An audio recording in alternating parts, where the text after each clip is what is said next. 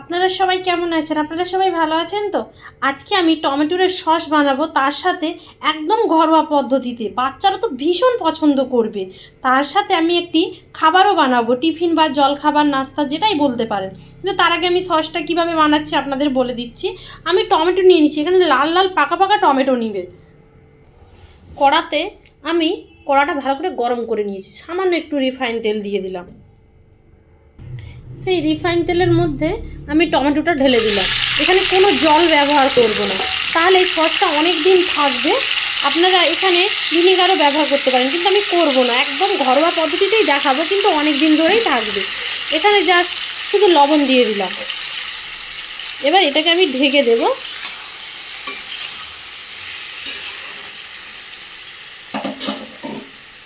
এটা এবার আমি ঢেকে দিচ্ছি। আমি যেসব রেসিপি দেখাই সবার শরীরের কথা ভেবেই রেসিপি দেখায়, একদম হেলদি, যাতে সবার শরীর খারাপ থাকে, বাচ্চা বড়, যাতে সবার শরীর না খারাপ হয়, সবাই যেন ভালোভাবে সুস্থ থাকে, সেই হিসাবেই আমি রেসিপি দেখাই। একদম বাইরের কোনো জিনিস উপকরণ বাদ দিয়ে ঘরেরই জিনিস দিয়েই আপনারা বানাতে পারবেন।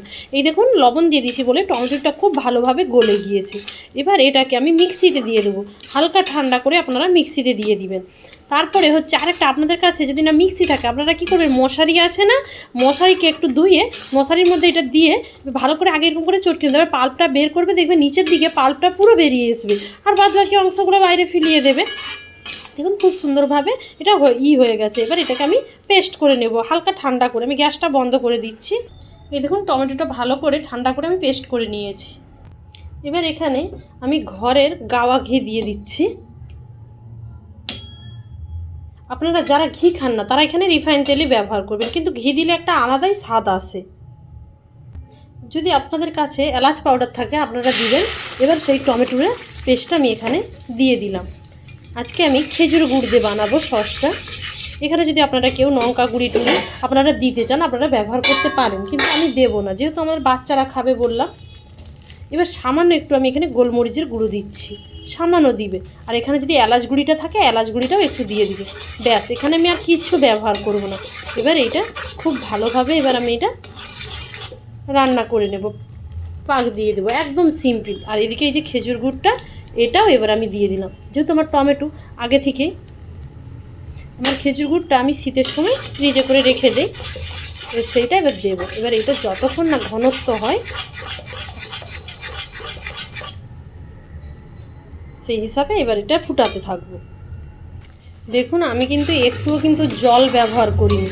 এবার খুব ভালোভাবে কিন্তু দেখুন কালারটা আসছে, দেখুন খুব ভালোভাবে কিন্তু এটাকে আমি মেরে নেব। লাস্টে একটু শুধু আমি গন্ধরাজ লেবু দিয়ে দেবো। আপনাদের কাছে গন্ধরাজ লেবু না থাকলে এমনি সামান্য লেবু দিলেও হবে, কিন্তু গন্ধরাজ দিলে একটা গন্ধটা খুবই ভালো আসবে। এবার একটা পাত্র ভালো করে মুছে নেবেন, কোনো জল এখানে দিবেন না, তাহলে কিন্তু নষ্ট হয়ে যাবে।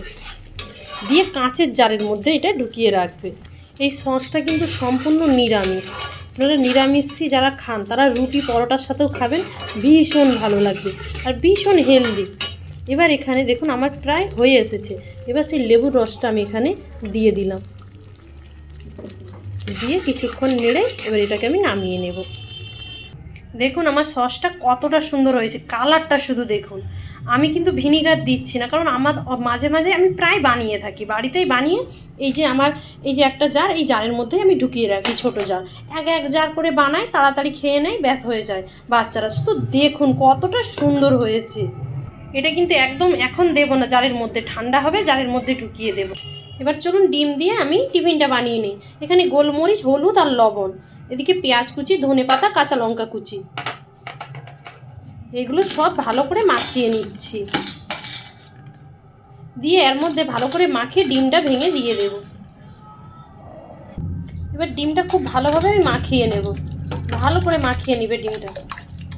একটা কাঁটা চামচের সাহায্যে মাখিয়ে নিতে পারেন, কিন্তু আমি হাতে করেই ফেটিয়ে নিচ্ছি। খুব ভালোভাবে ডিমটা ফাটিয়ে নেবে। এবার লম্বা পাউরুটি নিয়ে নিয়েছি, এরকম করে পিস করে কেটে নিয়েছি। যখনই পাউরুটি বাজার থেকে আনবেন একটু সেঁকে নেবেন, যেটাই বানান, তাহলে দেখবে গ্যাস হবে না, শরীর কিন্তু ভালো থাকবে। এবার আমি এই কড়াতে হচ্ছে আমি রিফাইন তেল নিয়ে নিয়েছি, তাতে এর ডিমটা দিয়ে দিলাম। আমি হচ্ছে আজকে বানাবো ডিমের টোস্ট। এবার হচ্ছে এদিকে একটু পাউরুটিটা লাগিয়ে এরকম করে বসিয়ে দিচ্ছি। যেভাবে বানাচ্ছি বানাবে, খেতে ভীষণ সুন্দর লাগে। যে ভালো করে দুদিকেই তাহলে ডিমটা লেগে যাবে। এবার হচ্ছে এটা আমি আস্তে আস্তে করে উল্টিয়ে দেবে। এই দেখুন কতটা সুন্দর হয়েছে, আপনারাই দেখুন। এইভাবে কিন্তু হাত না আমাদের সয়ে গিয়েছে, হাতে করে ঘুরিয়ে দিচ্ছি। দেখুন ডিমের টোস্টটা কেমন হয়েছে। এবার এটাকে আমি নামিয়ে একে একে করে আমি সবগুলো ভেজে নেব। সেমভাবে আবার রিফাইন তেল দিয়ে দিলাম, তার উপরে রিফাইন তেলটা গরম করে ডিমটা দিয়ে দিলাম, দিয়ে সেমভাবে আবার একটা করে আপনাদের দেখাচ্ছি। এই যে বাজার থেকে আপনারা কিনে আনেন, কি দরকার, নিজেরাই বাড়িতে এত সুন্দরভাবে বানিয়ে নিলে বাচ্চা বড় সবাই ভীষণ পছন্দ করবে, তাই না? বাড়িতে গেস্ট এলে তাদেরও বানিয়ে দিবেন, তারাও ভীষণ পছন্দ করবে। এই দেখুন আমার আর একটা খুব সুন্দরভাবে হয়ে গেল। এই দেখুন আমার খুব সুন্দরভাবে হয়ে গিয়েছে। যদি আপনারা এরকম রেসিপি আমার দেখতে ভালোবাসেন, তারপর ঘরোয়া পদ্ধতিতে খাবার দাবার যদি পছন্দ করেন, তাহলে আপনারা কিন্তু আমার সাথে থাকবেন।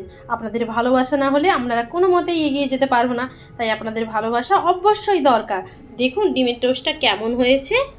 আর স্যালাড নিয়েছি, শসা পেঁয়াজ আর আমার বানানো হাতের সস। ব্যাস, আর কি কিছু লাগে বলো?